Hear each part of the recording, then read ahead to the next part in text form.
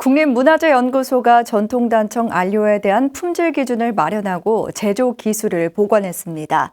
전통 무기안료 7종 기술 특허를 등록하고 민간의 기술을 이전해 전통안료 생산 활성화를 도모했습니다. 최준호 기자입니다. 오방색으로 칠해 극락정토의 시련을 표현하고 사찰을 장엄하는 단청. 단청에 쓰이는 안료는 천연 재료를 활용했습니다.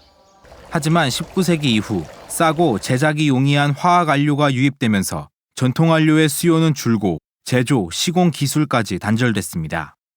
문화재보건공사에 전통 안료를 쓰기 어려워지자 국립문화재연구소는 지난 2014년부터 전통 소재의 품질 기준을 마련하고 제조 기술을 복원하기 위한 연구를 진행했습니다.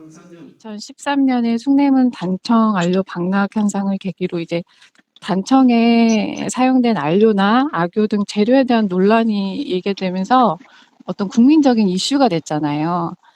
그러다 보니까 이제 전통 안료에 대한 어떤 제법이나 또 문화재 현장에 수급이 되는 거나 적용하는 등 어떤 제반적인 방안에 대한 마련이 어떤 국가적인 숙제가 되면서 이번에 발간된 보고서는 2018년까지 진행했던 천연 무기안료에 대한 연구 결과입니다.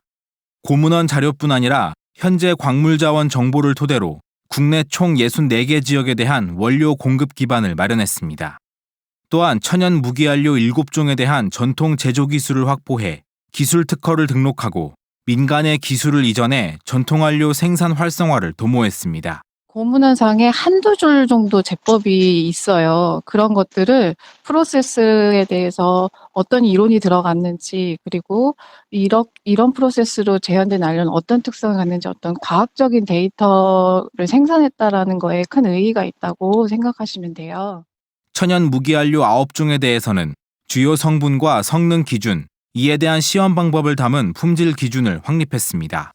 국내 문화재 분야에서 최초 시도된 사례로 지속적인 보완을 통해 전통안료의 품질 안정화를 실현할 계획입니다. 뭔가 이제 수리 현장에 어떤 최소한이라도 품질이 확보된 전통 안료가 안정적으로 적용될 수 있는 어떤 제도적인 장치를 마련하는 데 있어서 이런 연구 자료가 기초적으로 아주 중요한 자료가 될 거라고 생각하고요. 연구소는 올해 천연 무기안료에 이어 2019년부터 2020년까지 진행한 전통 인공안료에 대한 연구 결과를 정리해 종합보고서를 간행할 예정입니다. BTN 뉴스 최준호입니다.